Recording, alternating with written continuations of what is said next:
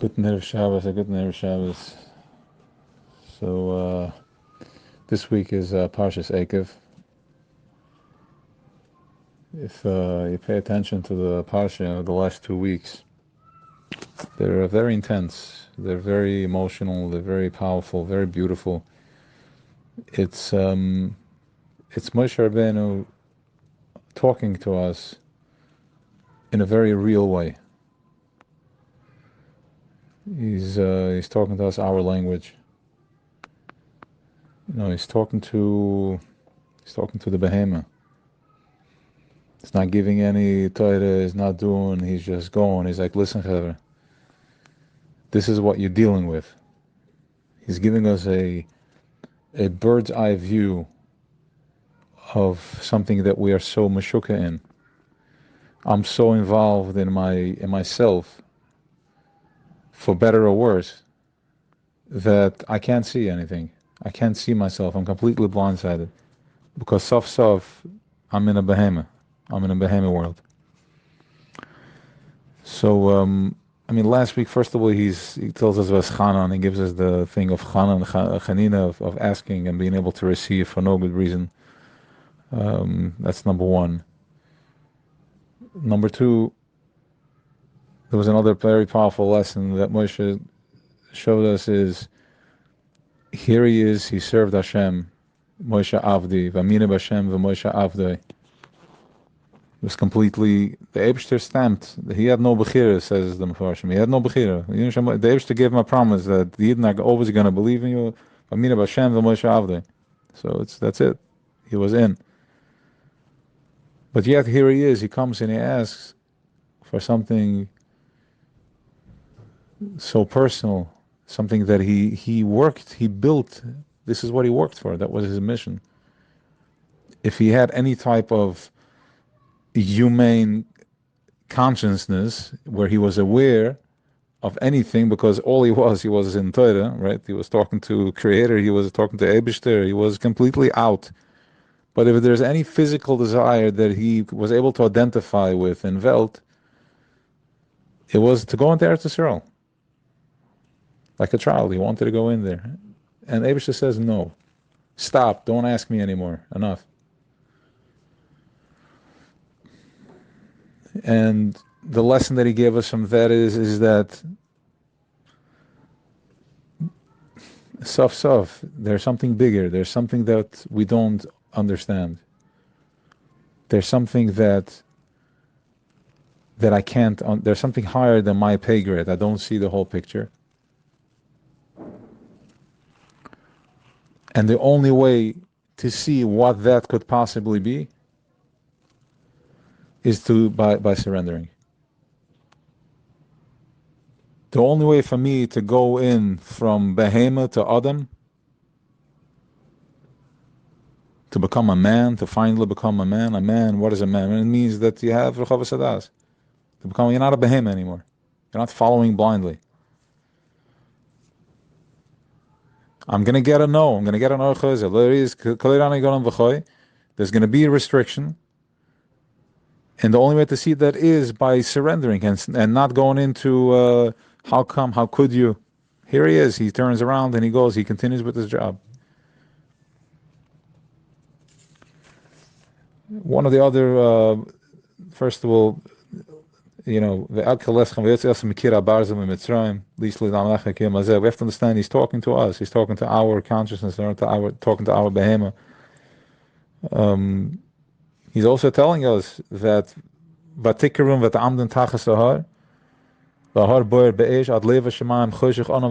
telling us the challenge is that when there is fire, Ad Leva Shemaim, which is the person from within, there's Choshech Anan Arafel. Don't get all excited. Don't get phased. This is the process of going from behemoth to becoming a man. It gets we have to go through a squeeze because the behemoth thinks it's a squeeze because from his perception he thinks it's a squeeze. But there's something bigger, there's a higher perception. There's something better that we're waiting for, that we need. And I can't really understand this from my status behemoth, so I need to surrender. So there's going to be Choshech Anan Arafel.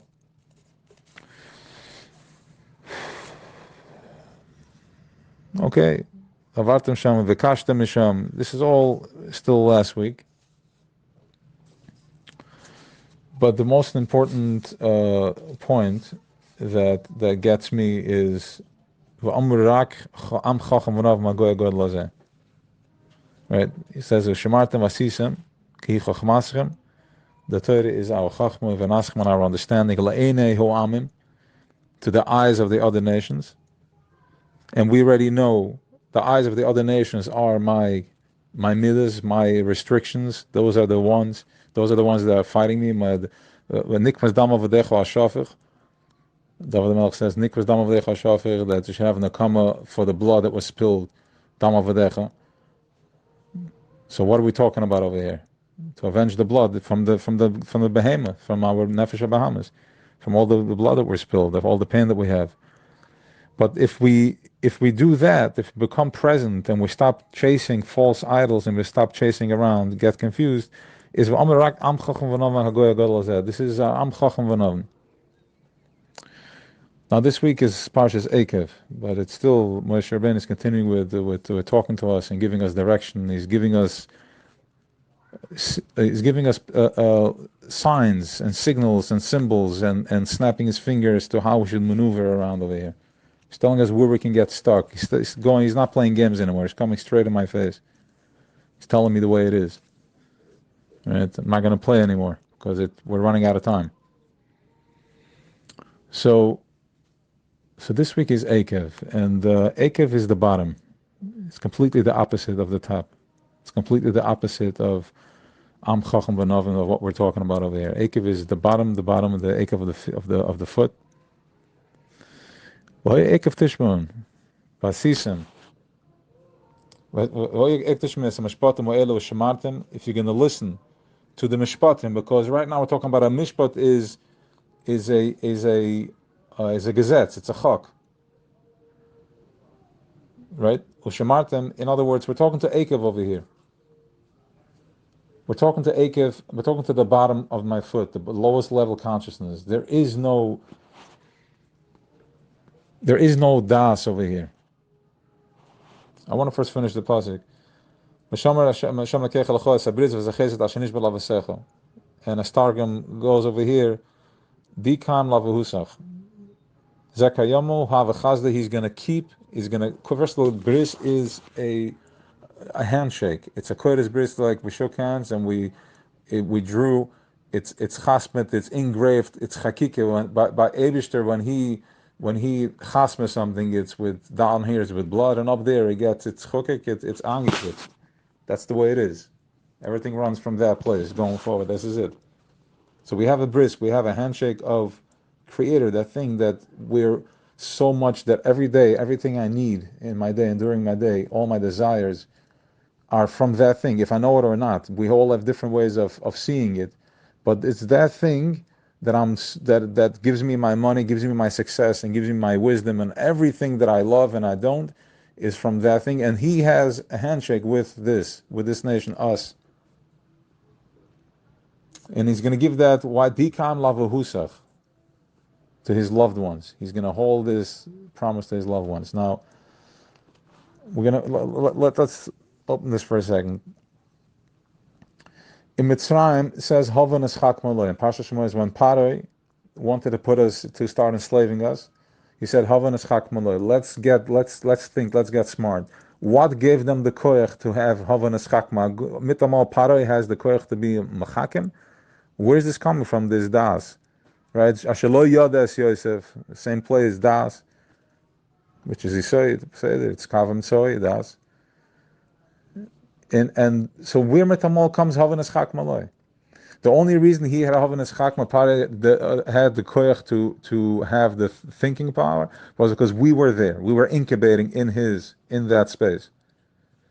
And we went into a Tardem, like we went into Trei class, and we were just infants. We were moichin the katnas. We spoke about this like we knew nothing.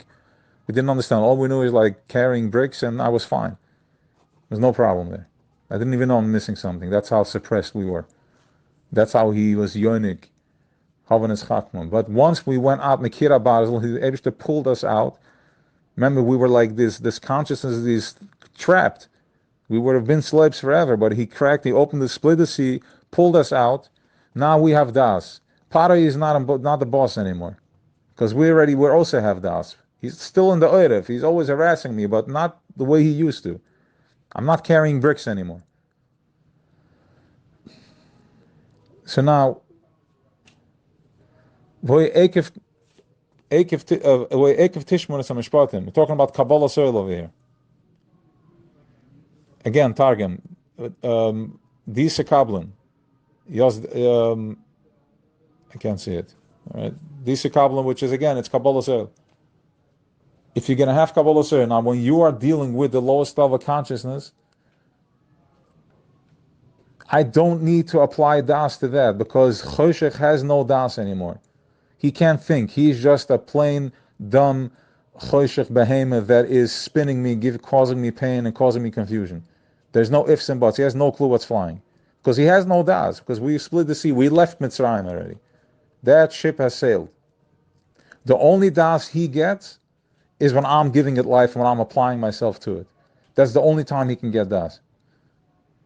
So as I'm going through my day, tells us Moshe Rabbeinu, tells us, listen guys, Ekev Tishmun, Kabbalah Zoil, don't worry about that, about your struggle. Don't worry about what you can't see. Because first of all, there's something bigger that you can't understand. And he's teaching us the same Rebbe that gave us is the same thing that's telling us this. Kabbalah soil.